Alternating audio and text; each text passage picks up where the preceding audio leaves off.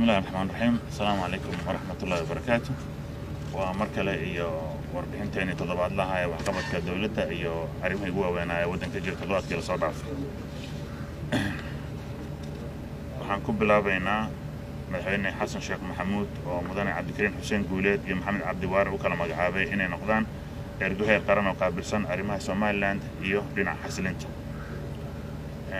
sidoo kale madaxweynaha uu warqadii aqoonsiga ka gudoomay danjirayaal cusub oo loo soo magacaabay Soomaaliya kuwaas oo kala danjirayaasha dalalka Djibouti, Canada iyo Cuba. رئيس وزراء حمزة عبد برre رئيس وزراء حكومة الفدرالية الصومالية isna waxa uu ka qayb galay munaasabad uu ku bogaadiyay howlgalka midowga Afrika ee ADMIS xilli ADMIS ay xusayso sanad guuradii koowaad tan markii la dhisay. sababtoo ADMIS waxay la wareegtay howlgalkii hore AMISOM marka waa sanad tan iyo markii la aasaasay. sidoo kale ra'iisul wasaaraha waxa uu gudoomiyay toddobaadkan shir looga hadlayay bilaabidda wajiga labaad ee dagaalka dhanka khawaarijta iyo xoreynta dalka.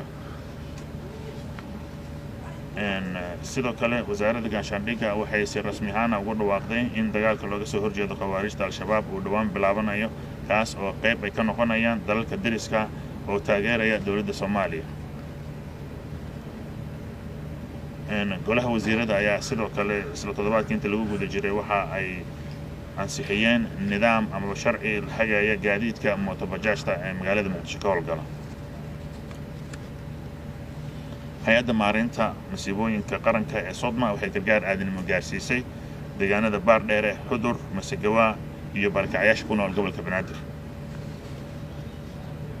xafiiska xeraalyaha guud ee qaranka waxaa loo soo gudbiyay kiisas la xiriira lacag dhaqidda iyo maalgelinta argagixisada.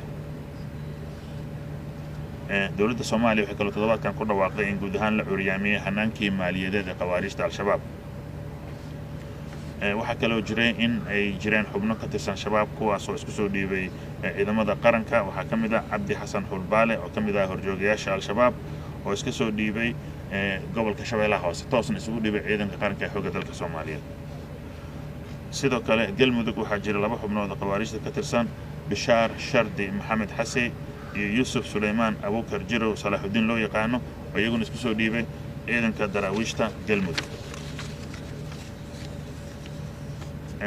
sidoo kale horjooge Xuseen Daahir Maalin dhigay oo khawaarijta al-shabaab u qaabilsanaa weerarada shacabka lagu beegsanayo ayaa isku soo dhiibay ciidanka xoogga dalka ee ku sugan degmada Eldheer ee gobolka degmada dowlad goboleedka galmudug.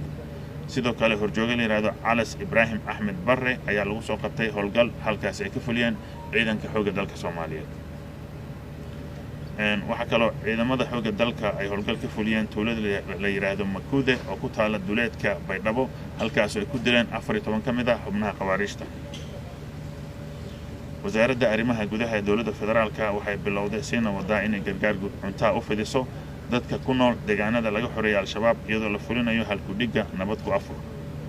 iyo ugu dambeyn guddiga tartanka adeega xajka sanadka 2023 oo soo saaray liiska 15 shirkadood oo ku guuleystay bixinta adeega xajka ee sanadkan.